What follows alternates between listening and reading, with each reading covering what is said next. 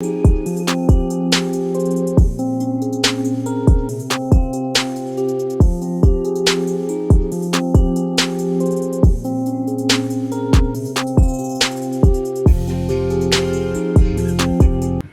to this edition of Decoding Diplomacy.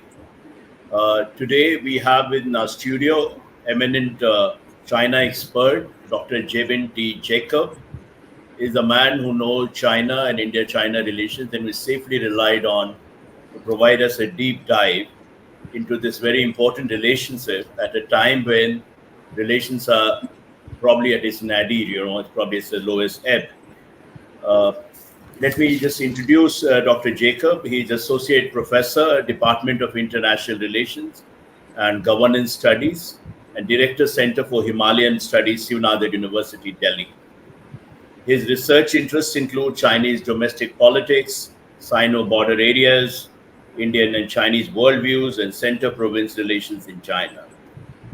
Dr. Jacob has co-edited two special volumes for the China Report Journal on the Communist Party of China's 100th anniversary, as well as a volume titled How China Engages in South Asia, Themes, Partners, and Tools for the Center for Social and Economic Progress in 2023.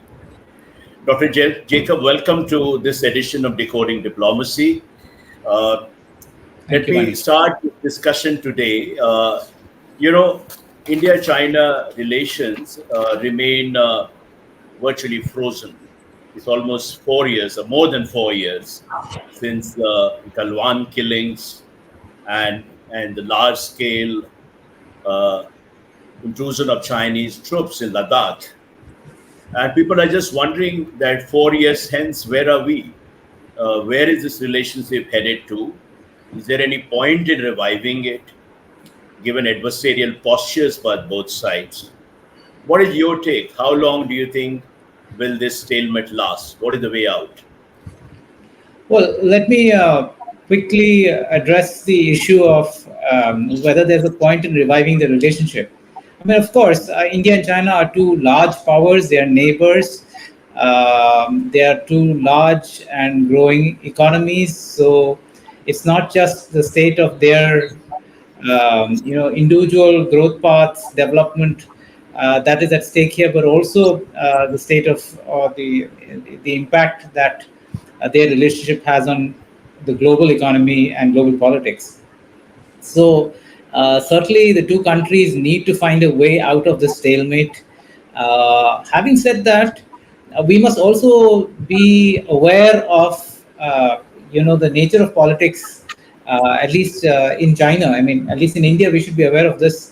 And before we sort of make overtures trying to fix the relationship, I mean, often we, because of the nature of our democratic politics, can seek peace and seek a quick resolution because we, our demands, our needs often come to the fore much more quickly. Are much more evident than in the case of an authoritarian system like China. But that, trying to hurry ourselves through this process to make compromises without thought, without careful consideration, etc., would be a mistake. So I think in the short term, India must stay the course on the LAC. The argument has been made that we will eventually get this resolved by patience, by simply talking. And the example given is of Sondruncho in the late 1980s, which took about 7 or 8 years to resolve. But we have to remember that India and China in the 2020s is very different from India and China in the 1980s. And therefore, we have to take into account that we have to take into account the changed domestic realities in China, the nature of the leadership there, and compromise might be seen as a source of weakness or a sign of weakness, by the Chinese. At the same time, we have an economic relationship. India has a certain degree of dependence on the Chinese in the economic field, whether in terms of technologies, in terms of investments, in terms of trade, and so on. So those we still need to manage that relationship, and I don't see a contradiction necessarily in being hard on the LAC on security matters and uh, a certain degree of give in the economic relationship. Of course, we have to be careful in terms of data security, data privacy, and so Right, on. right. But we need to be also open to economic engagement insofar as it benefits us. All right. You're talking about economic engagement. There seems to be a rethink uh, about rebooting economic relations. And in India, especially, given India's critical reliance on Chinese supply chains and we import large quantities of intermediate products and all that. And, this rethink was reflected in the economic survey, which is brought out, which argues for increasing Chinese investment as a way to address the ballooning trade deficit.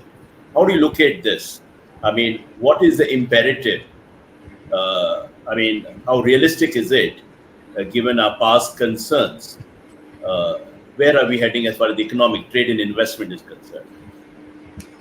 I think the economic survey makes a fairly careful argument. I don't think it's advocating opening up without thought to the Chinese. It does not deny, that there are security concerns involved, and that Mhm. those security concerns must be acknowledged and must be taken into account. But the nature of our economic policy towards China has been to use it as some sort of a blunt force instrument.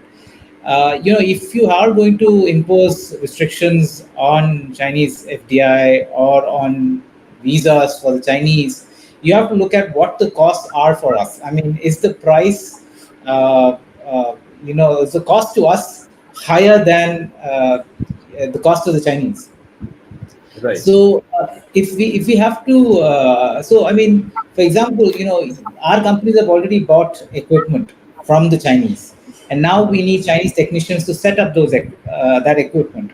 And if we Mhm. delay visas to those Chinese technicians indefinitely, who pays the price? We've already bought the machine, and Right. now that machine is lying idle. So therefore, it doesn't make sense to actually deny visa. So I think at the heart of the issue really is a lack of coordination between various branches of the Indian government. I mean, I Mhm. think everybody's heart is in the right place, everybody has the right intentions, but when it Mhm. comes down to policy implementation, the different systems are not talking to each other, not really taking into account each other's interests or points of view. I mean, banning something, blocking something is the easiest thing to do. Vetting, monitoring, and keeping sort of constantly updated about what are the changes, what are the what's in the situation. Those are challenging tasks, and Mhm. but we must invest in those tasks.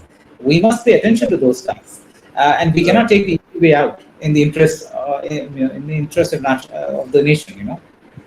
Right. Uh, uh, Chinese ambassador wrote an article. I think it was yesterday, only published in Mint, where he talks about the third plenum. The third plenary session of the 20th Central Committee of the Communist Party of China, and he talks about in a world where countries are independent, interdependent, China, India, and the world share a common future. And he talks about and he refutes the argument of Chinese economic slowdown, and he says Chinese economic modernization opens new doors for India. Uh, what do you make out of that? It is just an outreach. How what is it trying to get at? Look, we should not be making policy on the basis of the Chinese ambassador's statements or speeches or rhetoric. I mean, that's just it's just a show. It's a rhetorical effort. We Mhm. we must relate, words with actions. And the Mhm. fact of the matter is, China has an interest in opening up to India because of its own economic problems. So we Mhm. must be in a position to make use of that reality in order to secure advantages for us. Which Right. brings me to my previous point. What is the level of our investment in China studies, in studying the Chinese economy, uh, and therefore, and as a result, drawing policies from those studies. We cannot Right. depend on Western sources all the time. So in this particular case, the Chinese ambassador is, he's just putting forward his point of view and making these statements about how Mhm. India and China can work together. But he's Right. consistently refused to acknowledge that India and China have other problems, and those Right. other problems will have an impact on the economic relationship as well. Right. Right. Plus, he refuses to acknowledge that India-China trade is also unbalanced, not entirely because of structural problems on the Indian side, but because there are non-tariff barriers on the Chinese side as well. The Chinese economy is not open to Indian products, and if we've had to Mhm. fight long and hard to open it up for even something as essential for the Chinese economy or for the Chinese population as Mhm. pharmaceuticals, right, from India, which are cheaper than produced anywhere else. It's only when the Right. Chinese wanted to reduce the cost of their own public health system that they finally opened up to Indian pharmaceutical industry. Right. But before that, they kept blocking Indian products. So we need to be able to hold the Chinese to account and say, look, you can't just talk, but you have to actually deliver in terms of a Mhm. more equitable, equal relationship. Right. Uh, Dr. Jabin, are you there? Yeah. Yeah. Yeah, there is this larger debate when we are talking about the economic aspect of the relationship. What is in, diplomatic parlance, we are talking about the border before the broader and broader before the border. That is, India has made it very clear that till the time this Ladakh issue is sorted out and there is a complete, verifiable disengagement of troops, nothing doing. I mean, that's the bottom line, that nothing will move if you don't do that. Now that seems to be that's a maximalist position, and some amount of disengagement has been done in some sectors, but the two important sectors things have not moved. I think after 30 rounds or so of talks, core commander talks, uh, where do you think it is stuck? The boundary, and another important point, and that's where I wish to draw your expertise.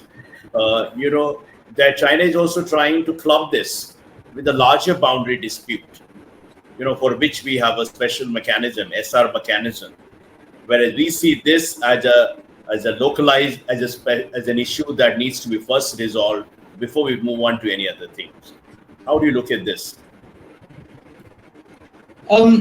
I don't think we can quite separate what's happened in Galwan from the larger boundary issue. I mean, it's not simply a Right. localized issue from the question of the boundary dispute itself. But yes, Right. what we are arguing for is vacation of the areas or disengagement or de-escalation Right. or actual disengagement from these areas post 2020 in Eastern Ladakh. Um, Now, the mistake I think that we have made, to my mind, with the situation on the in Eastern Ladakh, has been that we have not been in a position to set the terms. We've always been in responsive mode. We did not anticipate the Chinese actions in 2020, and then we were not able to bring them to the negotiating table after we finally responded.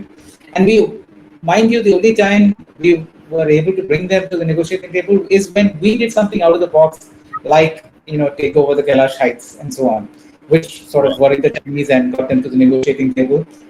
But Right. then we gave up the heights as soon as the negotiations started. And then since then, negotiations have, you know, sort of meandered. And progress has been painfully slow. Hmm. So, Hmm. de-escalation has been painfully slow. We have not disengaged entirely from from the areas in question. Now, one argument could be made that we have actually expanded the scope by bringing in what our own government said were legacy issues like Demchok and Depsam. Now, that's, I think, inevitable. Once the Chinese have upset the status quo, then Right. I think we have the opportunity to actually now negotiate harder at a larger scale. Mhm. So, but you know, the Chinese continue to set the pace on the negotiations. So unless we Right. now are able to respond to the situation on the LAC at the LAC itself, rather than sort of widen it and bring in, the economic aspect. Of course, the economic aspect is important. I mean, sometimes widening the Right. dispute is necessary, but we cannot replace what needs to be done on the LAC by doing something else somewhere. And we have seen, I mean, the whole purpose of this discussion has been to show that even our Mhm. economic actions have not really borne fruit. The Chinese have not budged from the LAC because we've sanctioned their tech companies or banned Right. their apps or not. Yes. As important as those measures were. Mhm. So I would say we'll have to think along the lines of what we did in August of 2020 with the Kailash action. That Mhm. is what will change the situation on the ground at the LAC.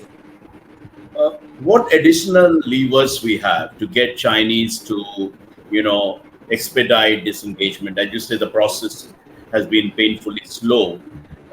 I mean, what about people off and on talk about the Taiwan card, the Tibet card, but coming to Taiwan, how much of leverage we can have by, kind of whipping up the Taiwan thing or building stronger relations or doing things which will compel China to rethink its current approach. Look, as I just said, the response to the what the Chinese have done at the LAC needs to happen at the LAC. Hmm. We cannot substitute actions elsewhere for what needs to be achieved at the LAC, right? Right, And right, if we are going to build a relationship with Taiwan, that has to be taking into consideration our own interests. So right. when that is the case, no matter what the Chinese say or do, we will continue to engage with Taiwan, right? So it cannot be held hostage or used as a bargaining chip vis-a-vis Hmm. China. The Right. Indian relationship with Taiwan should, in most aspects, I think, be independent of whatever is happening with China, right? I mean, we have an Hmm. economic relationship with Taiwan. We need greater economic engagement with the Taiwanese in the semiconductor field, in Right. the military field, whatnot. So, if that is essential for us, then how does it matter what the Chinese do? We need Hmm. to continue our relationship with Taiwan or with the United States or with Japan, no matter what the Chinese say or feel or think. Right. Right. Right. So, we should not be confused in our approaches or in our policies. Right. This sort of shallow, card playing does not help, achieve our interests. I'm glad you say that, this shallow card playing. I mean, this is an easy and lazy argument resorted to by a lot of people. But coming to third party relationships, that has also been a source of discord between India and China. For example, China views India's accelerated engagement with America with suspicion. And some say, in a way, this whole thing in Ladakh was in response to, you know, India's accelerated engagement with the United States, India moving to the Western camp, allegedly. And similarly, India has persistent concerns over China's relations with Pakistan and other countries. What do you make out? I mean, what is the process? Because this is about building trust. This is a major source of distrust. What can be done in this area? See, I'm sure our policymakers are aware of the challenges, that China presents. So it is going to be par for the course that we will have difficulties, not just with the LAC, but also in the maritime sphere, in the Indian Ocean, Right, and elsewhere. I mean, right, that's the stuff of politics. So right, we have to keep that in mind. We have to consider the opportunity costs, and we should ensure that these costs do not get too high.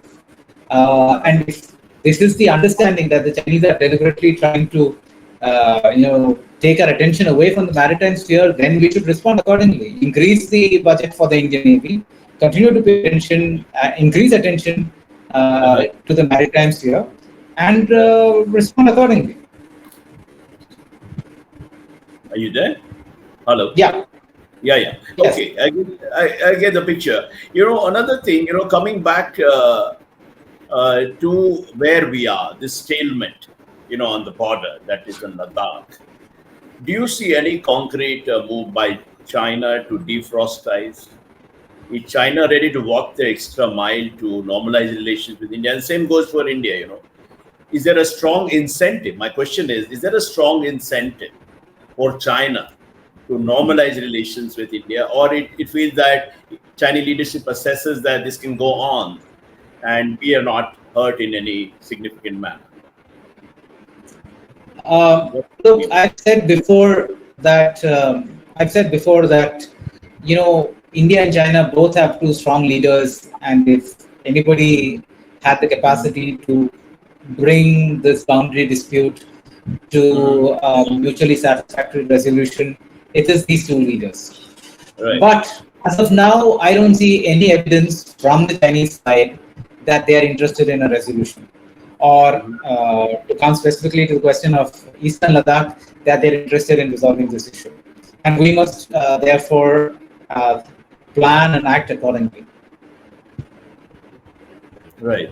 Another thing, it continues to be a source of mystery. People are still not able to figure out what was the grand strategy behind Ladakh incursion. In the sense that the relationship with India is damaged to a large extent. What has China gained from there? And also related to that is that off and on there is speculation that China is already, annexed a large part of our territory or is in possession. I'm talking about the LSC and Ladakh side. That China has shifted the goalpost. Is that true? What is your take on it? See, in terms of why the Chinese did it, I think we should go beyond just the India-China relationship as an explanatory framework. Right, We have to pay attention to what's going on inside China. And for right, Xi Jinping, uh, keeping, I mean, one way of shoring up his authority is to show that China faces threats and challenges from the external world, right? right, right, And so, it's like uh, getting the Chinese people to think, well, given that the rest of the world is against us, we should not upset the boat or rock the boat internally, and that we should stand behind our leaders, right? That's right, one option. And then the other reason, as you said, is that the Chinese sense of competition with the Americans, and in their very black and white worldview, right, anybody that opposes China is essentially doing America's bidding. So the Chinese have this very strong sense developed over several years now, that India is aligning itself closer and closer with the right, Americans. Essentially, it's a way of looking at India in which India is not given any agency.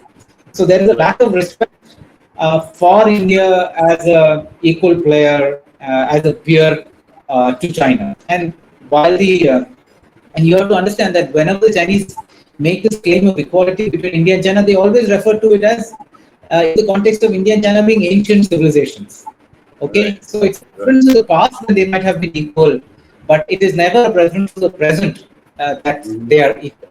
So that's another reason why the Chinese must have decided, well, we can do whatever we want with the Indians, and it doesn't really matter. But there's also another explanation in the sense that the Chinese Xi Jinping wants this PLA to be, in top shape, to test things out, to constantly be alert and to be ready to fight real battles. And he can't fight real battles anywhere else except on the LAC with India. mhm, mhm, So where he must have assessed that he is coming away without cost. So to some extent, he must have assessed that the Indians would not respond aggressively or in a manner that would show mhm. up the PLA to be a poor fighting force. So all of those reasons could have come into China's decision Right, to do what it did in Eastern Ladakh in 2020. right. Jabin, coming to recent developments, the two meetings between the foreign ministers within the span of a month, in Astana, followed by Vientiane. Do you think something is moving behind the scenes? Some sort of move towards seeking mutual accommodation, defrosting, thawing ties. What is your sense? Well, I wouldn't know. I wasn't in the room, so frankly, it's quite difficult for me to, Right. sort of prognosticate on these things.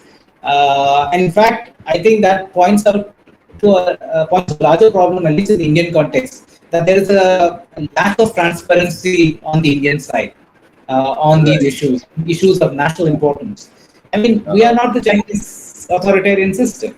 Right. It cannot be the case that decisions are made without accountability, Mm-hmm. without consultation, at least in Parliament as well as externally. Right. I mean, somebody has to be held accountable for what happened in Galwan, for why we were caught napping in Galwan. Right. Uh, you know, um, and so there needs to be this approach in the government, that government can and should work with other Mm-hmm. elements of Indian society or Mm-hmm. Indian intelligentsia to achieve a much more coherent and sustainable policy towards China. Because otherwise, we have these, sort of, shall we say, fads. Mm-hmm. Suddenly, the economic survey says something, and everybody says, "Oh yeah, we have to open up to China in Right. economic growth." Yeah. Or the foreign ministers are met, and then everybody assumes that something is happening on the LAC. This is not a healthy way to Uh-huh. formulate a policy or conduct policy.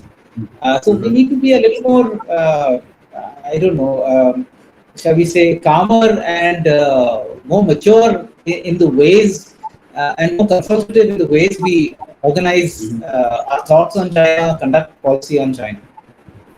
Right. Uh, Jevin, right now, Bangladesh is in hogging all the headlines, and you've done this volume called "How China Engages South Asia." There is a lot of speculation that somehow or other China was tangentially or directly or indirectly involved in this orchestrated regime change in Dhaka. What's your take on that? Well, tangentially or directly or indirectly covers the entire spectrum. So, I don't think we can, at the moment, say anything based on speculation. I think we will Uh-huh. need to wait for the evidence to come out, as I suppose, it should eventually, if such a thing has happened. Hmm. So I mean, for now, I think, again, we must not make the mistake of assuming that what happens in our neighbors is always the doing of some other country. We have to give Right, agency to the governments and peoples of our neighbors, treat right, them with respect, and assume that they have made the decision in their own wisdom, in their wisdom, and formulate policies accordingly. Again, right. it goes back to the point I was making about wider consultation and transparency Hmm. in this entire business of how we conduct foreign policy, and what are the investment and resources to studying China, to studying Bangladesh, to studying our neighborhood, in India. Without that, we will always be at the mercy of speculation and rumors, Yeah, and of course, make mistakes yeah, as a result. but moving beyond Bangladesh-related speculation, where we don't have any concrete evidence to make that case, but there is a larger, South Asia is an arena of geopolitical contestation between India and China. We often talk about China's deepening footprints in our neighborhood and how should we deal with it and all that. How much of this rivalry is for real, or is it like, as two big Asian powers, they will both be there, and one should realistically accept this competition rather than looking at it in purely adversarial terms? Um, I mean, both situations can be true at the same time. If China views us as a challenger, as an adversary, and it does because of the nature of its political system, I don't think we can sort of turn a blind eye to it. we might want to engage with the Chinese. We might think that there is space enough for development cooperation and economic engagement and growth for all in the region. But if the Chinese look at the world and which is what they do in zero sum terms, then I think we have to deal with that reality. We cannot shy away from that reality, and we have to work accordingly, right? Where there is a Right. possibility of cooperation and the opportunity to stabilize the neighborhood or our neighbors by working together with China, I suppose we must do it, as we have with the Americans or with Japanese or any number of other friendly nations. Uh, Right.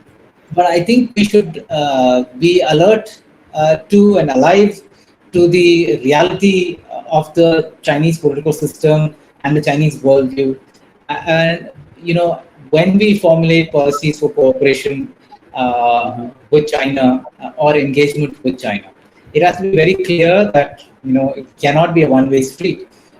That it has to be of mutual benefit. Right.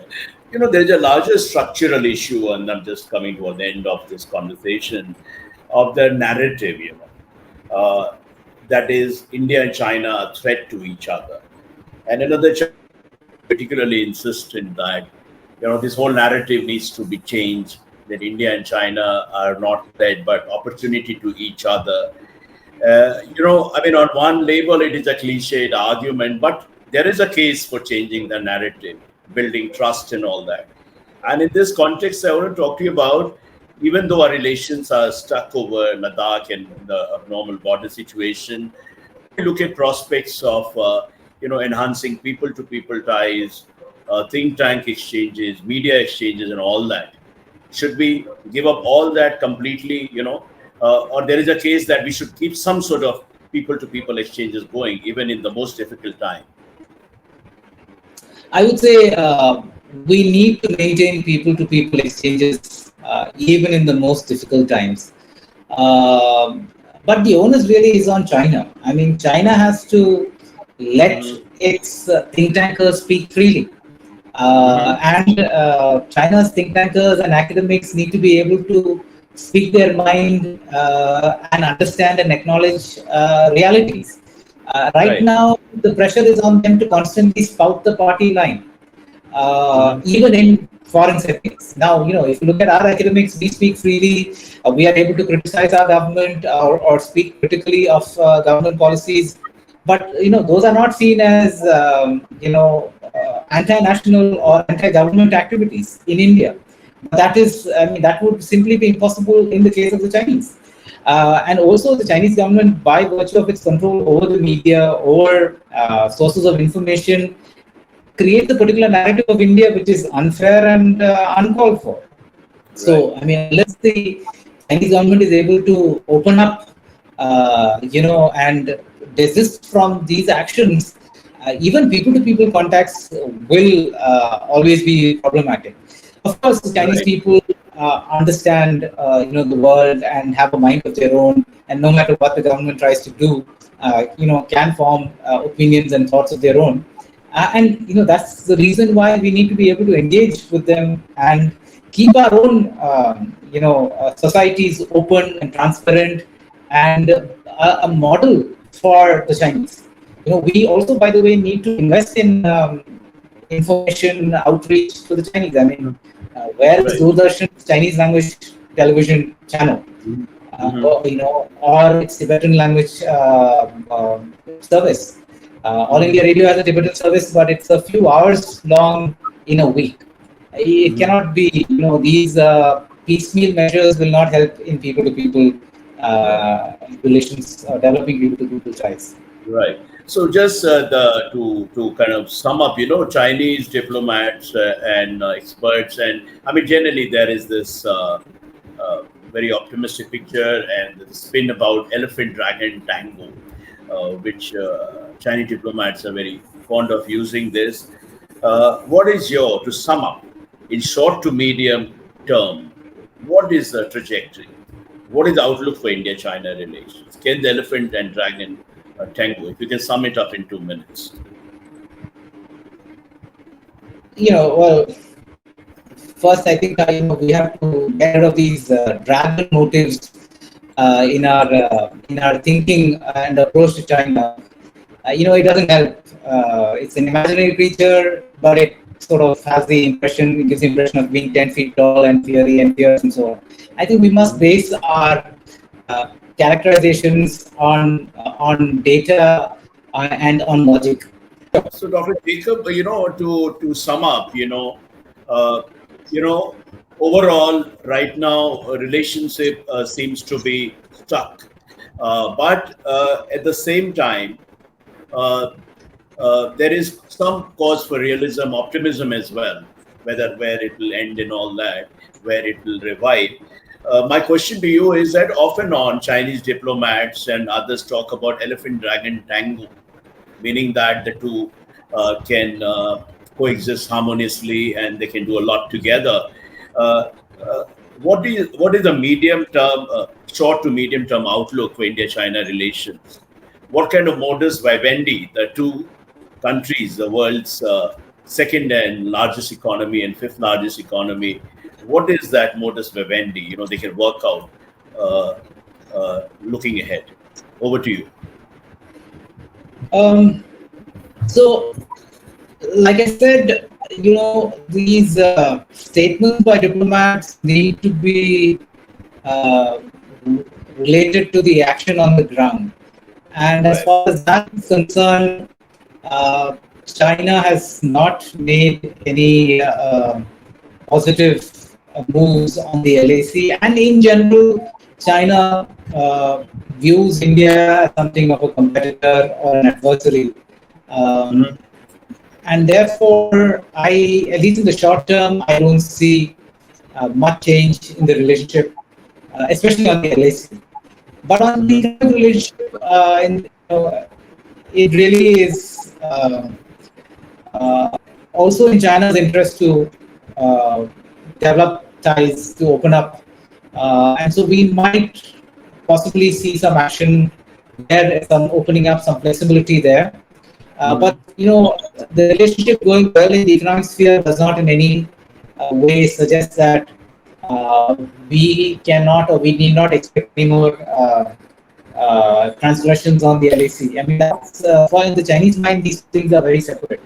And if you look at Chinese statements, these op-eds by its ambassador and so on, clearly they don't refer to anything uh, contentious in the relationship. It's always trying to with a sunny, optimistic view of the relationship, as Right. if nothing bad has ever happened in ties. Mhm. Or at the most, they would say, well, it's two large countries, so differences are natural. These Right. kind of differences that we see on the LAC that leads to clashes and loss of lives is not just a mere difference. I mean, these are serious issues where things can go out of hand and so on. I mean, these are two nuclear power nations, nuclear armed nations that are sitting right next to each other. Mhm. So I think for India, really, I mean, there is no option but to keep a close watch on what is going on inside China. Mhm. Uh, Right. but to invest resources in the study of China, and not just Chinese military or Chinese politics, but also Chinese economy and Chinese society. I mean, India needs to be able to broad base its study of China so that it has a variety of views coming up and more creative views and options Right. in about how we can deal with China in terms of policy and so on. Right. At the same time, India also needs to be paying attention to what China is doing elsewhere, not just in Mhm. India's neighborhood, but also in other parts of the world, whether in South China Sea, in Taiwan. I mean, everywhere China is Mhm. involved has indirectly or directly a bearing on India's own interests. So that's something that we need to keep in mind. Right. And the China problem is not just about China itself, but a larger set of issues about technology, about economy, about Mhm. prospects for democracy. All of Mhm. these should agitate or concern Indian Right. policymakers as well as Indian citizens.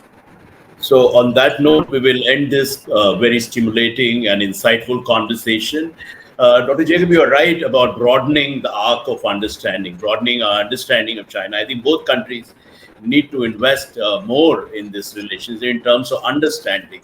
in terms of knowledge acquisition, a contemporary India, contemporary China, widen the arc of understanding and all that. I think that's the only way. By understanding better, probably we can create, you know, ground for a more harmonious coexistence.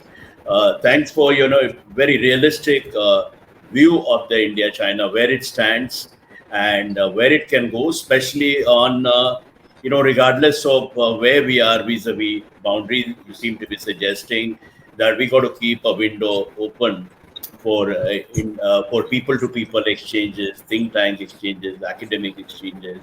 There is no alternative to mutual understanding. Thank you so much. On that note, we conclude this conversation.